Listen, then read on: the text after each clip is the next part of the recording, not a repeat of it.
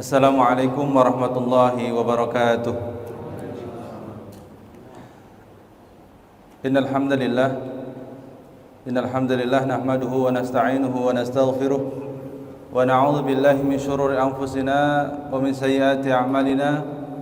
May yahdihillahu fala mudilla lahu wa may yudlilhu fala hadiya lahu. Asyhadu an la ilaha illallah wahdahu la syarika lahu wa asyhadu anna Muhammadan abduhu wa rasuluhu la nabiyya wa la rasulahu ba'dah. Allahumma salli wa sallim wa barik ala nabiyyina Muhammadin wa ala alihi wa sahbihi wa man sara ala nahjihi ila yaumiddin. Qala Allah ta'ala fi kitabihil karim, a'udzu billahi minasy syaithanir rajim. Ya ayyuhalladzina amanu taqullaha haqqa tuqatih wa la tamutunna illa wa antum muslimun. Wa qala Rasulullah sallallahu alaihi wasallam, ittaqillaha haitsuma kunta wa atbi'i sayyi'atal hasanata tamhuha wa khaliqin nasa bi khuluqin hasanin. Rabbi shrah li sadri wa yassir li amri wa hlul 'uqdatam min lisani yafqahu qawli. Hadirin jamaah, bapak-bapak yang kami hormati, santri-santri sekalian yang kami sayangi. Alhamdulillah pada kesempatan kali ini, pada subuh kali ini, kita masih bisa berkumpul di sini di masjid yang berbarokah ini. Alhamdulillah Allah masih memberikan kita kesehatan, masih memberikan kita kesempatan dan nikmat yang paling besar, yaitu nikmat iman dan Islam.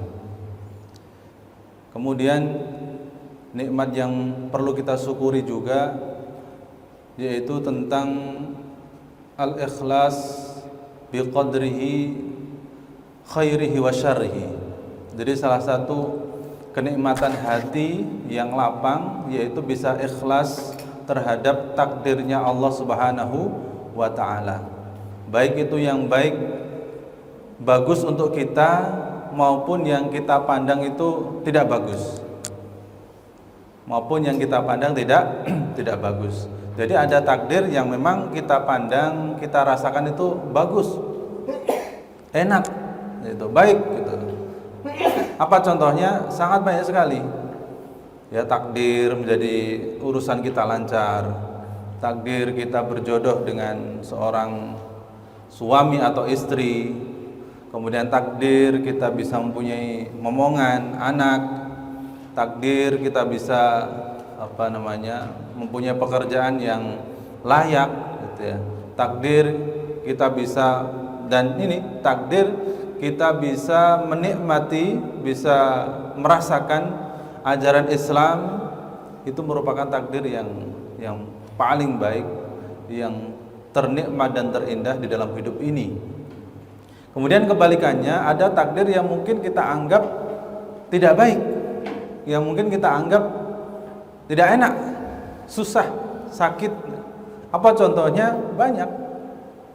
Ya, musibah, kemudian sakit, kesusahan, kemudian lapar, haus dan lain sebagainya. Itu merupakan takdir dari Allah Subhanahu wa ta'ala yang harus kita jalani walaupun kita pandang tidak enak, walaupun kita pandang menyakitkan. Akan tetapi cara pandang manusia dan cara pandang Allah Subhanahu wa ta'ala itu berbeda. Ya. Tidak semua yang kita pandang baik untuk kita itu baik di sisi Allah. Akan tapi kebalikannya juga. Mungkin kita pandang tidak enak, mungkin kita pandang sakit, mungkin kita pandang gagal ini. Saya merencanakan satu gagal, mau merencanakan proyek apa gagal. Tapi ingat, di pandangan atau di sisi Allah Subhanahu wa ta'ala, tidak semua yang kita pandang jelek, tidak semua yang kita pandang sakit itu jelek juga di sisi Allah Subhanahu wa ta'ala. Contohnya sakit apalah misalkan, itu tergantung kita yang menyikapi. Kalau sakit itu kita sikapi dengan husnudzon, lapang dada. Misalkan, alhamdulillah saya masih sakit, berarti Allah masih ingat saya. alhamdulillah masih sakit, berarti ini sebagai penggugur dosa saya. Tapi kalau kita sikapi dengan sikap yang mengeluh, banyak mengeluh, kemudian menyalahkan Allah, kemudian menyalahkan sana sini, itu tidak memperbaiki masalah atau tidak memperbaiki keadaan. Nah, ma'asyiral muslimin, jamaah salat subuh yang insyaallah dirahmati Allah Subhanahu wa taala, itu tadi mungkin salah satu nikmat yang terbesar untuk hati kita, kelapangan hati kita, yaitu ikhlas terhadap takdir Allah Subhanahu wa taala yang selama ini telah kita jalani dan selama ini kita amalkan seperti itu. Kemudian tak lupa salawat dan salam kita aturkan kepada kepada Rasulullah sallallahu alaihi wasallam, kepada keluarga beliau, kepada sahabat beliau, tabi'ut tabi'in serta orang-orang yang selalu mempelajari dan mengamalkan sunnah beliau hingga akhir zaman nanti. Ma'asyiral muslimin, jamaah salat subuh yang dimuliakan Allah Subhanahu wa taala. Alhamdulillah pada kesempatan kali ini kita bisa melanjutkan ngaji kita, belajar kita, istilahnya ya sorogan kita, yaitu membaca atau mempelajari salah satu kitab hadis yang sangat fenomenal, yaitu kitab Riyadhus Shalihin. Dan alhamdulillah kemarin sudah masuk ke hadis yang pertama di bab ikhlas, tentang bab ikhlas dan ikhdharun niyah, dan menghadirkan niat yang terbaik di setiap amalan yang kita lakukan, baik itu amalan yang kaitannya dengan dunia, makan, ya, minum, apalagi badminton, kemudian main sepeda, kalau ada main trail mungkin kaitannya dengan dunia, bekerja, ya, berdagang, kaitannya dengan dunia. Tapi kalau kita niatkan itu semua untuk meraih ridha Allah, untuk mengharap ridha Allah Subhanahu wa taala, maka nilainya itu pahala. Dan kaitannya dengan ibadah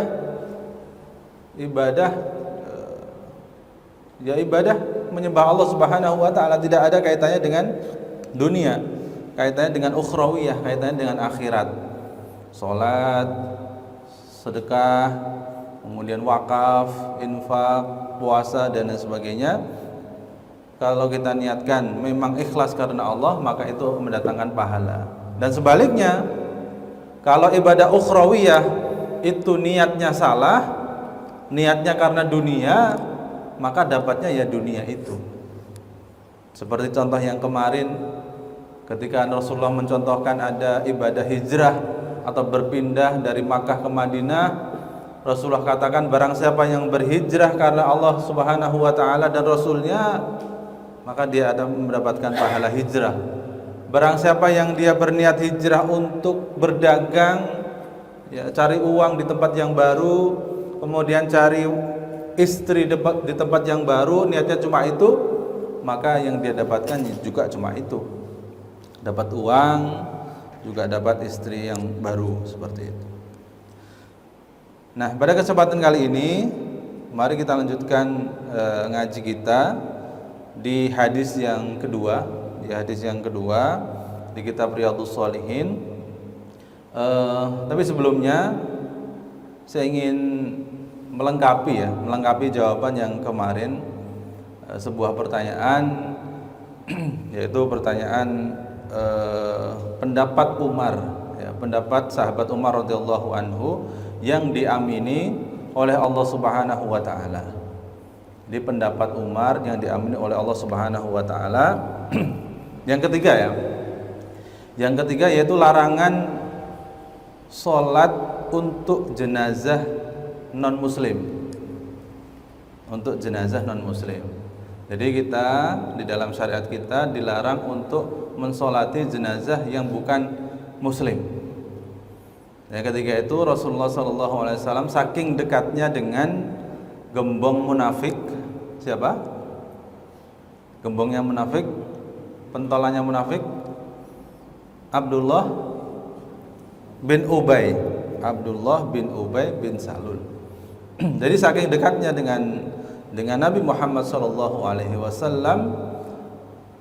Nabi tahu kalau Abdullah bin Ubay itu adalah seorang munafik, yang mana munafik itu lebih bahaya daripada seorang kafir karena menampakkan keburukannya dan menampakkan kebaikan, menampakkan keislaman, tapi menyembunyikan kekafiran, menyembunyikan kebencian, dan itu lebih berbahaya. Ketika Abdullah bin Ubay ini meninggal, kemudian Rasulullah SAW hendak menyolatkan Abdullah bin Ubay bin Salul. Kemudian Umar memang dari awal tidak setuju. Memang Umar radhiyallahu tidak setuju untuk melaksanakan sholat di jenazah Abdullah bin Ubay. Kemudian turunlah ayat surat At-Taubah ayat 84, wala tusalli ala ahadin minhum mata abadan wala taqum ala qabrih. Yang intinya janganlah kalian sholat dan berdoa kepada atau jenazah orang kafir. Itu yang ketiga. Kemudian yang keempat tentang ayat tahrimul khamr, ya, pengharaman khamr. Jadi memang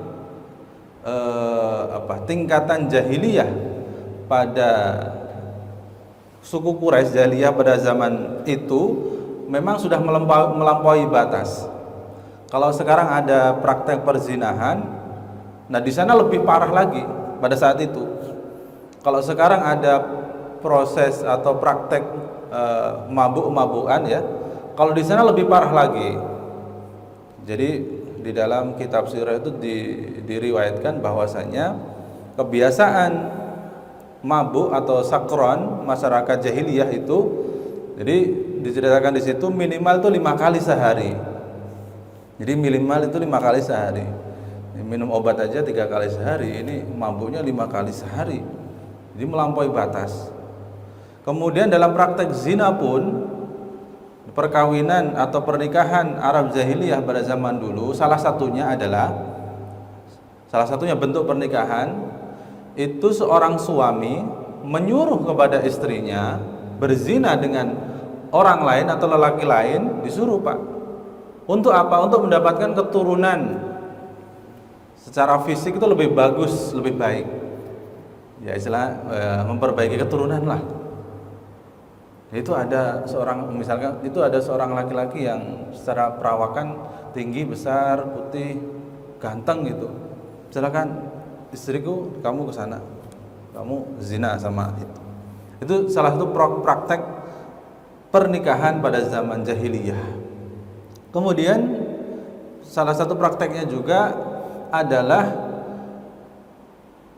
sekelompok pria bersepakat untuk menikahi satu orang wanita, dan itu tanpa akad, ya, tanpa akad, 10 atau lebih. Dan nanti ketika si wanita tersebut melahirkan, didatangkan tuh semuanya ke 10 orang yang katanya menikahi wanita tersebut, didatangkan. Nah, kemudian dilihat oleh seorang ahli, oh ini mirip ke siapa. Misal kalau mirip ke A, oh berarti bapaknya A, bapak biologisnya A. Padahal yang menikahi 10 orang ini.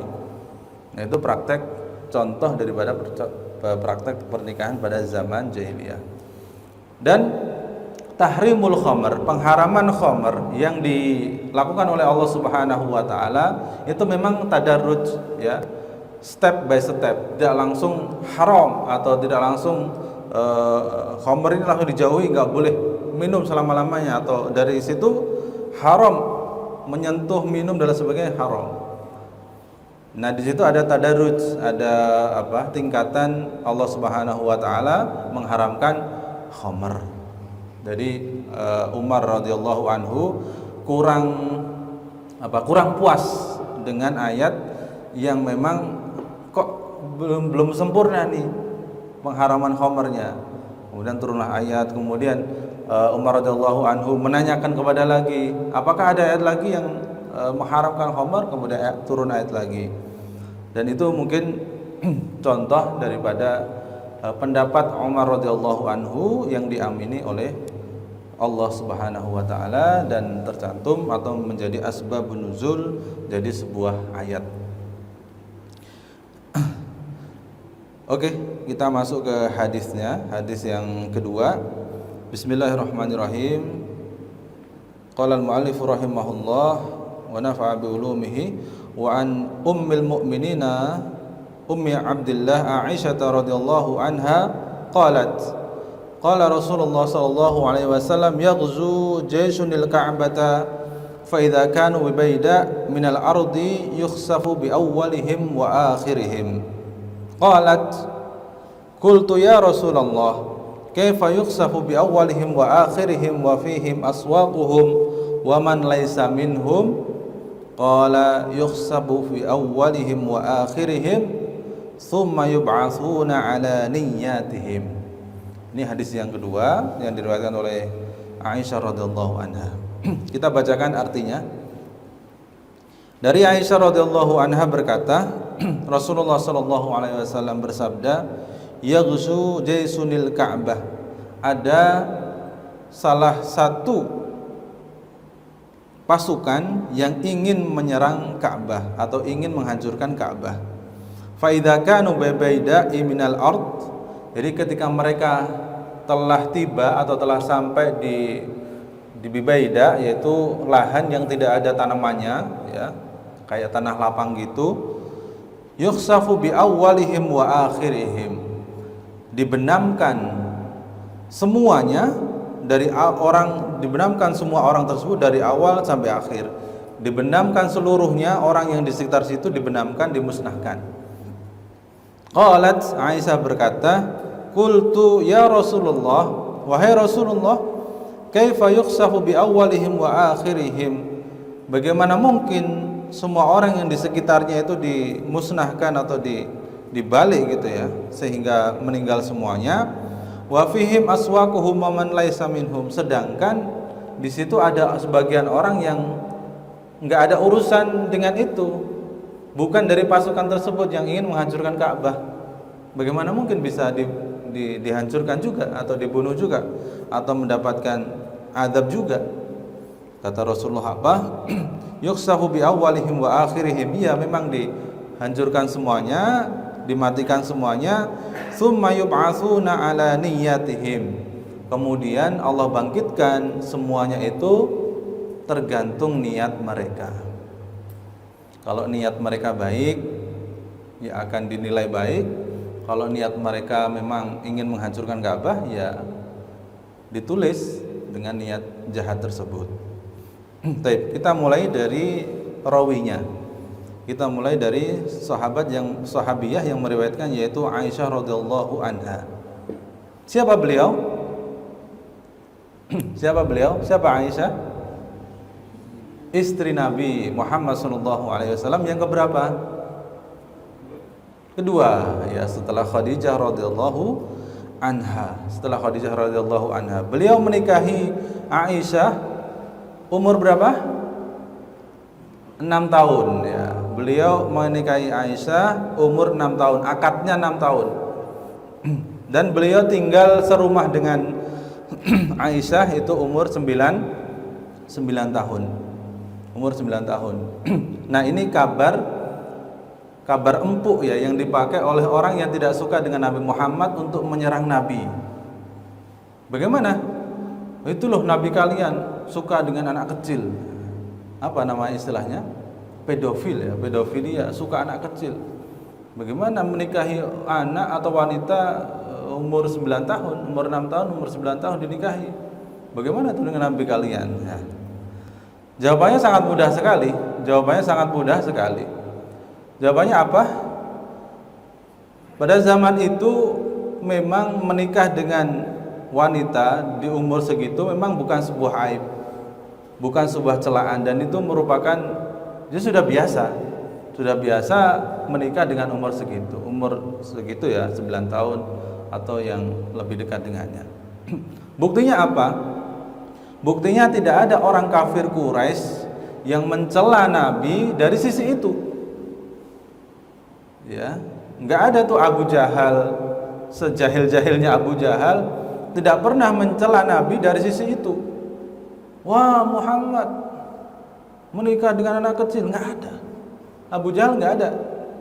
Dan teman-temannya Abu Jahal juga nggak ada yang mencela mencela Nabi dengan dari sisi itu. Wah, Nabi suka anak kecil, gimana menikahi anak kecil udah pilih, nggak ada. Jadi memang itu sebuah kebiasaan yang pada saat itu memang ya begitu kebiasaannya.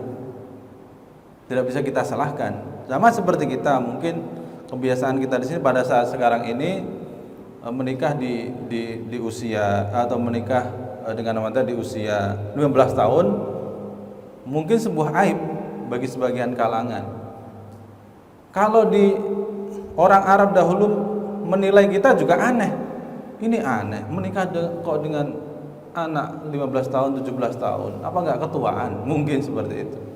Jadi setiap adat atau kebiasaannya di situ berlaku. Tidak bisa kita paksakan adat di sini, kita paksakan di Arab atau di Jaziratul Arab, atau kebiasaan orang Arab kita paksa di sini. Di sana kebiasaannya makan gandum misalkan, dipaksa di sini nggak ada nasi karena kita mengikuti orang Arab, nih makan gandum. Tidak bisa seperti itu. Jadi kalau memang kebiasaan ya sudah, tidak bisa dipaksakan kebiasaan kita paksakan untuk orang di luar kita, dan juga sebaliknya masalah kebiasaannya, dan sebaliknya kebiasaan orang lain tidak bisa kita paksakan di sini juga. Mungkin sekali-kali bisa lah, sekali-kali bisa. Taib. Kemudian fitnah yang ditujukan kepada Nabi Muhammad juga, Nabi itu mengumbar hawa nafsunya, menikah dengan lebih dari 10 orang misalkan. Jawabannya sangat mudah juga. Kalau beliau mengumbar hawa nafsunya, beliau akan menikah semuanya itu, mohon maaf ya, perawan. Kalau beliau mengumbar hawa nafsunya ya, secara logika seperti itu ya, cari yang perawan, cari yang muda, cari enggak. Tapi beliau enggak. Beliau menikahi yang perawan itu pun satu saja, yaitu Aisyah radhiyallahu anha. Yang lain janda. Yang lain janda. Wallahu taala alam bisawab. Kemudian Aisyah radhiyallahu anha ini adalah istri yang sangat dicintai oleh Nabi Muhammad SAW, sehingga dipanggil Humairah, yang artinya wahai yang pipinya itu kemerah-merahan. Ini menandakan kecantikan atau keindahan seorang yang dipanggil Humairah tadi, spesial gitu ya, spesial. Dan bahkan sahabat radhiyallahu anhum, ketika para sahabat ini ingin memberikan hadiah kepada Rasulullah, maka ditunggu giliran Nabi Muhammad itu nginep di rumah Aisyah. Pas ngasih hadiah itu ditunggu Nabi Muhammad kalau nginep di rumah Aisyah, ya udah dikasih. Kenapa? Ketika Nabi Muhammad nginep di rumah Aisyah, bisa dipastikan hati beliau dalam keadaan berbunga-bunga. Pas nih untuk ngasih hadiah, pas nih. Lagi mood lah gitu, bahasa kita ya, lagi mood kita kasih hadiah, pasti beliau suka. Kemudian kebiasaan ini terdengar oleh istri-istri Nabi. Istri terdengar. Kemudian ada sedikit protes dari istri-istri beliau yang disampaikan ke Ummu Salamah. Ummu Salamah, tolong dong sampaikan ke sahabat itu kalau ngasih hadiah ya pas nginep di rumah kita juga dikasih gitu. Nah, kemudian disampaikanlah kepada Nabi, perwakilan dari sahabat Nabi, kemudian disampaikan kepada Nabi. Disampaikan satu kali beliau tidak menanggapi, dua kali beliau juga tidak menanggapi, ketiga kali Nabi berkata, la tu'dhini fi Aisyah. Jangan engkau merusak suasanaku dengan Aisyah. Karena apa? Karena tidak ada seorang pun wanita yang aku berselimut dengannya sehingga ayat Al-Quran itu turun.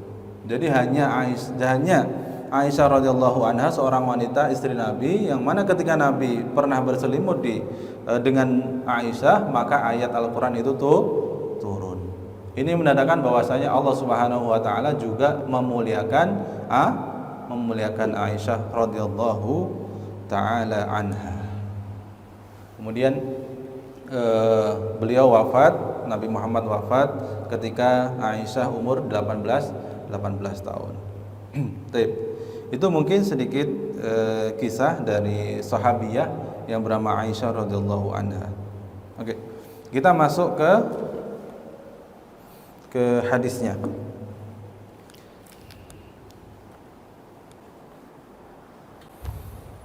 Yaghzu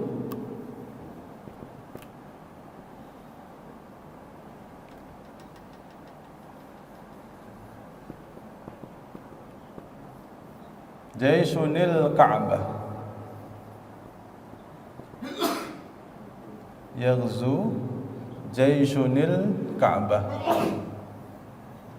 Ada pasukan yang akan menyerang Ka'bah. Lah ini Jaisun ini kalau dalam bahasa Arab ini isim apa?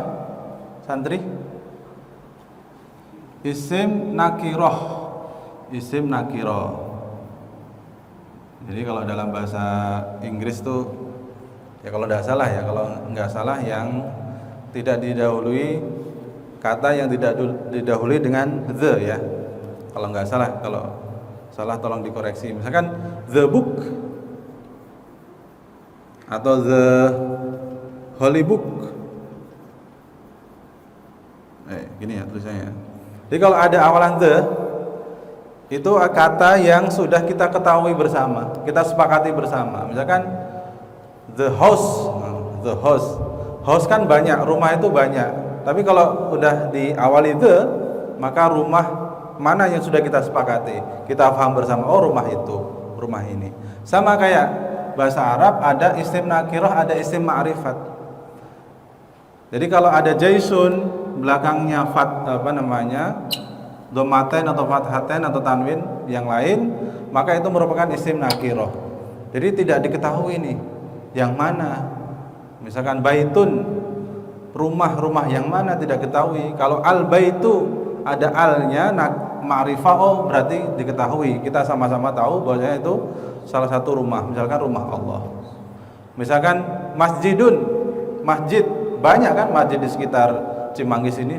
Masjidun banyak, masjid yang mana?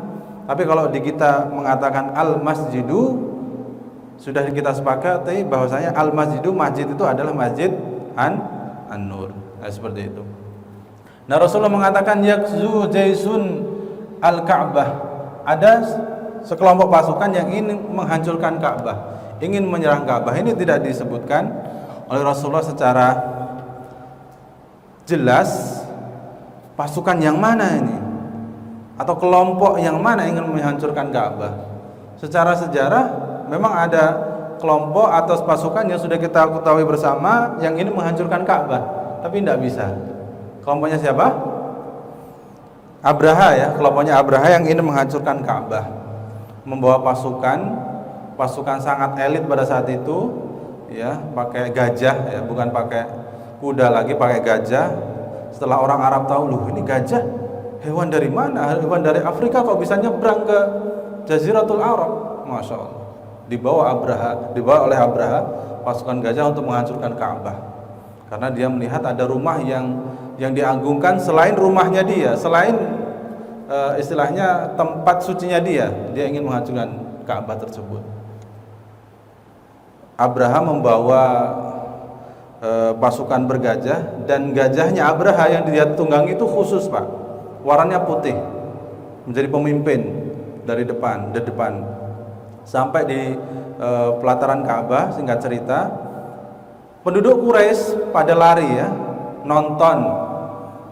Walaupun masyarakat jahiliyah Quraisy itu jahiliyahnya sangat tingkat atas, tapi ia meyakini bahwasanya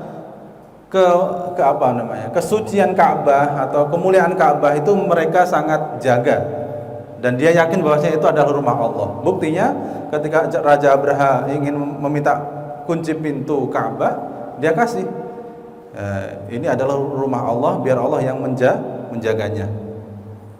Kemudian ketika sudah nyampe di depan Ka'bah, gajahnya Abraha tadi ketika mau melangkah untuk menghancurkan Ka'bah, dia duduk. Kemudian ketika diarahkan pulang, dia berdiri. Yang lain juga ikut berdiri. Diarahkan untuk menghancurkan Ka'bah, ke depan lagi duduk, dan semuanya ikut duduk. Ketika itu datang utusan Allah Subhanahu wa taala, burung ababil yang membawa satu burung itu 3 kerikil, ya, di kakinya 2, di paruhnya 1. Kemudian dilemparkan di pasukan gajah tadi. Setelah itu tambah yakin lagi penduduk Quraisy bahwasanya luar biasa. Ini benar-benar rumah Allah yang harus dijaga dan sebagainya. Maka ada prosesi, ada proses pembangunan Ka'bah tadi. Nah, nanti cerita yang lain. Yaghzu jaysunil Ka'bah, ada sebuah sekelompok pasukan yang ingin menghancurkan Ka'bah. Fa idza kanu Baida, ketika mereka sampai di Baida itu adalah pelataran tanah lapang gitu. Yuksafu bi awwalihim wa akhirihim. Allah menghancurkan sebagian yang di sana, semua yang di sana. Baik itu pasukan yang ikut ingin menghancurkan Ka'bah atau orang-orang yang tidak ada hubungannya sama sekali dengan itu. Dihancurkan, dimatikan semua oleh Allah Subhanahu wa taala. Ya mungkin di situ ada orang yang berdagang, ada orang yang lewat, ada orang yang bersinggah dan sebagainya. Semua diyuksafu oleh Allah Subhanahu wa taala. Di hadisnya tidak menggunakan yakshifullah. Allah tidak menggunakan Allah menghancurkan atau Allah membalikkan semuanya tidak, tapi menggunakan mabni lil majhul dengan kata dibalikkan atau dimusnahkan. Ini menandakan bahwasanya pasukan tersebut jahat. Pasukan tersebut berniat jahat dan berniat jelek kepada Ka'bah. Kemudian Aisyah bertanya, "Wahai Rasulullah, kok bisa dihancurkan semuanya? Kok bisa kena musibah semuanya?" Padahal di situ ada orang di pasar, ada orang istirahat, atau ada orang yang tidak ada kaitannya sama sekali dengan pasukan itu. Kemudian kata Rasulullah SAW, "Yuksabu awalihim wa akhirihim, thumma yub'atsuna ala niyatihim." Semuanya dibunuh, semuanya dimusnahkan, kemudian dibangkitkan berdasarkan niat mereka. Yang kita sampaikan tadi ya, ketika meninggalnya atau matinya tersebut niatnya baik, maka dinilai baik. Tapi ketika meninggalnya atau dimatikannya tersebut dalam niat buruk, maka dinilai buruk juga. Nah, ma'asyiral muslimin rahimakumullah, dari hadis ini bisa kita ambil faedah bahwasanya orang dinilai baik dan buruk itu ya tergantung pada akhirnya. Jadi kalau kita ambil biografi, kurang sah kayaknya ketika kita mengambil contoh yang masih hidup. Karena apa? Karena kita belum tahu akhir hidupnya kayak apa. Jadi kita bisa mengambil contoh ibrah itu dari orang yang sudah meninggal. Oh, akhir hidupnya seperti ini, perjalanan hidupnya seperti ini, akhir hidupnya seperti ini. Kalau yang belum meninggal itu tidak bisa kita jadikan patokan. Ketika hidupnya buruk, misalkan kita nilai, buruk orang ini, nggak usah jadikan contoh, nggak usah ditemenin, nggak usah siapa tahu di akhir hidupnya baik, husnul khatimah. Sebaliknya, yang kita nilai baik, masya Allah baik, nggak taunya di akhir hidupnya buruk. Na'udzubillahi min dzalik. Nah, kemudian kita baca sedikit daripada faedah ya mungkin ya. Yang pertama adalah at-taba'ud an ahli zulmi wa tahdhir min majalisatihim wa majalisatil bughat wa nahwihim minal mubtilina li alla yanaluhu ma yu'aqibuna bihi. Yang pertama, hendaknya kita menjauh dari segala bentuk praktek kedzaliman dan kemungkaran. Karena apa? Karena Allah Subhanahu wa taala memberikan azab itu enggak dipilih-pilih Bapak Ibu semuanya. Oh, ini yang jelek-jelek dapat azab, yang baik buruk-buruk nanti disingkirkan. Tidak seperti itu.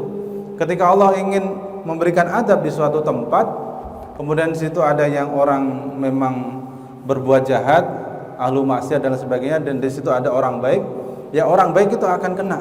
Orang baik tersebut juga akan kena. Sebagai perbandingan, misalkan ada seorang dokter yang mengisyaratkan kepada pasiennya, ini harus diamputasi, Bapak. Karena apa? Karena di bagian jempol ini sudah infeksi lah atau apalah. Ini harus diamputasi, takutnya nanti nyebar ke bahu. Tapi jari manis saya masih bisa, Dok. Masih bisa buat makan. Jari tengah saya juga masih bisa. Enggak bisa, jempolnya aja. Oh, enggak bisa, harus semuanya. Nah, ibarat kata seperti itu. Jadi Allah Subhanahu wa taala ingin mengamputasi tempat tadi, ya semuanya kena. Maka dari itu anjuran kita untuk menjauhi dari tempat-tempat tersebut. Misalnya kita pergi ke suatu tempat, kayak nggak beres nih, orang-orangnya kayak gini, pindah. Nah, seperti itu. Itu mungkin salah satu manfaatnya kita menjauhi tempat seperti itu. Yang kedua manfaatnya kalau kita menjauhi tempat-tempat seperti itu, katakanlah tempat maksiat gitu ya. Kalaupun kita tidak berniat ingin melakukan praktek di situ, katakanlah diskotik lah misalkan, kita nggak ingin joget-joget di situ, atau kita nggak ingin minum-minum di situ, tapi kalau kita masuk di situ, persangkaan orang lain akan berbeda. Misalkan kita nggak sengaja kebelet ya, pipis atau gimana, dan di situ WC-nya cuma ada di situ. Kita masuk di situ, orang lain melihat, loh, Pak ini biasanya ke masjid kok sekarang masuk ke diskotik. Nah, padahal niatnya kita nggak ingin joget-joget di situ, nggak ingin minum-minum di situ, tapi persangkaan orang berbeda. Nah, ini kaidahnya kita memutus atau menghilangkan persangkaan orang daripada kita menjelaskan perbuatan kita. Jadi kalau nggak mau dikatakan pemabuk, ya jangan setiap hari tenteng-tenteng botol minuman keras. Kalau tidak mau dikatakan seorang penjudi, ya jangan setiap hari postingannya tentang promosi judi seperti ini. Nah, seperti itu. Jadi kita memutus persangkaan manusia tersebut. Kemudian yang kedua, al-a'malu tu'tabaru biniyatil amil. Ini sama. Jadi amal-amal itu tergantung niat daripada pelakunya.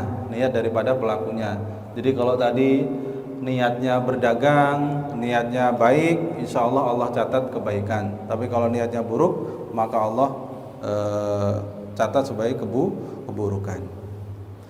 Yang ketiga, ikhbarur rasulu bil mughibat allati attala'ahu Allahu 'alaiha wa hiya min masailil iman allati yajibu i'tiqadiha. Jadi yang keempat faedahnya adalah kabar dari Rasulullah SAW tentang hal-hal yang gaib. Jadi Rasulullah SAW itu tahu tentang hal-hal yang gaib.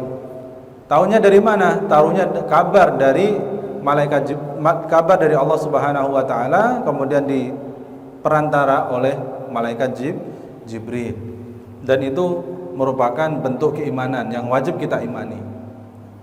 Kalau tidak salah, saya pernah menyampaikan khutbah tentang itu, tentang iman terhadap hal-hal yang gaib. Dan sebagian besar iman kita itu hal yang gaib.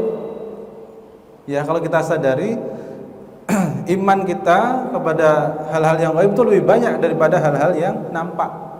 Iman kepada Allah gaib, yang tidak nampak. Iman kepada surga gaib, nggak nampak juga. Malaikat juga nggak nampak. Neraka katanya ada, gaib, nggak nampak bagi kita. Kemudian muncul sebuah kaidah, yang tidak nampak belum tentu tidak ada. Ya, yang tidak nampak di kita, tidak terlihat di kita, belum tentu itu sesuatu yang tidak ada.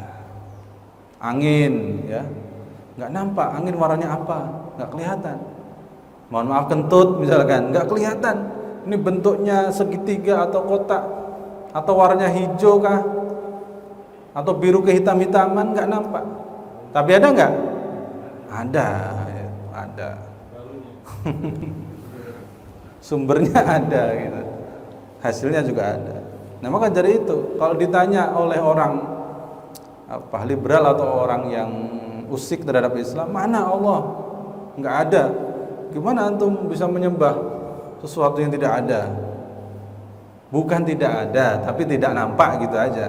Bukan tidak ada, tapi tidak nampak.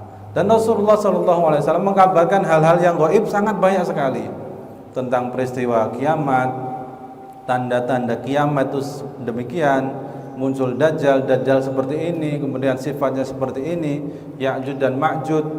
Nanti kemudian Rasul mengabarkan ketika kiamat itu sudah dekat, maka dari kalian akan berlomba-lomba mendirikan bangunan. Jadi yang dulunya pengembala kambing akan naik derajat 180 derajat.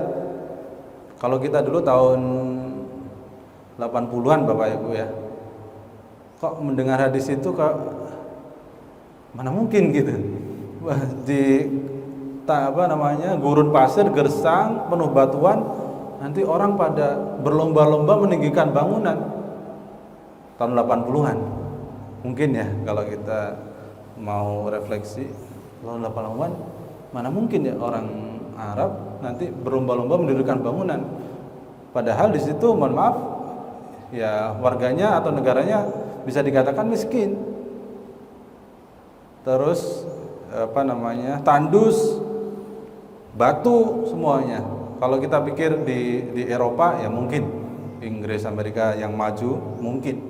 Tapi ini di Jaziratul Arab, mana mungkin? Setelah sumber minyak ditemukan di berbagai tempat di Jaziratul Arab, Masya Allah, langsung yang di Dubai ya, ada menara tingginya berapa? 800 meter. Nanti yang terdekat ini Saudi akan membuat 1,2 kilo, 1 kilo 200 meter, 1,2 kilo, Masya Allah, bangunannya tinggi-tinggi. Yang dulu kita lihat Eropa itu bangunannya tinggi-tinggi, suatu saat akan bergeser. Eropa menjadi kota yang klasik, dan yang modern itu pindah ke Jaziratul Arab, Dubai, Qatar, Saudi, semuanya menjadi kota yang modern, metropolitan. Subhanallah. Itu kabar dari Rasulullah. Suatu saat kalian akan seperti itu. Para sahabat pada saat itu bertanya-tanya juga mungkin, kok bisa? Mana mungkin? Tapi sahabat karena keimanannya tinggi dan tebal, beliau langsung percaya saja bahwasanya suatu saat akan terjadi seperti itu, akan berlomba-lomba dalam mendirikan bangunan. Wallahu taala alam bisawab. Nah, ma'asyiral muslimin wa zumratal mu'minin, Bapak-bapak, ibu-ibu, santri-santri semua yang dimuliakan Allah Subhanahu wa taala. Ya cukup untuk hadis kedua penjelasannya cukup sampai di situ ya. Yang intinya semuanya dibangkitkan, akhir hidupnya itu tergantung amalnya.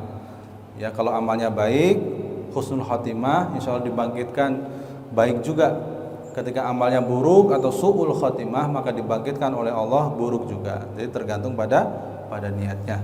Maka kita berusaha untuk sebisa mungkin membuat tangga menuju kematian ini tangga yang baik.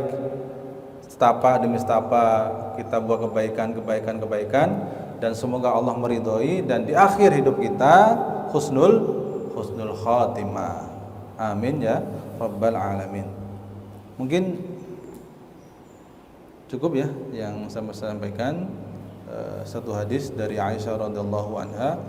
Semoga bermanfaat untuk kita semua, untuk kita pelajari dan khususnya untuk kita amalkan, untuk selalu memperbaharui niat kita, untuk selalu menghadirkan niat di dalam setiap urusan kita, baik itu urusan dunia maupun terkhusus urusan akhirat. Mungkin hanya ini, kalau ada salahnya itu datang dari saya pribadi. kalau ada benarnya itu datang dari Allah Subhanahu wa taala. Terima kasih atas perhatiannya. Mohon aqulu qouli hadza akhiru da'wana walhamdulillah. Wassalamualaikum warahmatullahi wabarakatuh.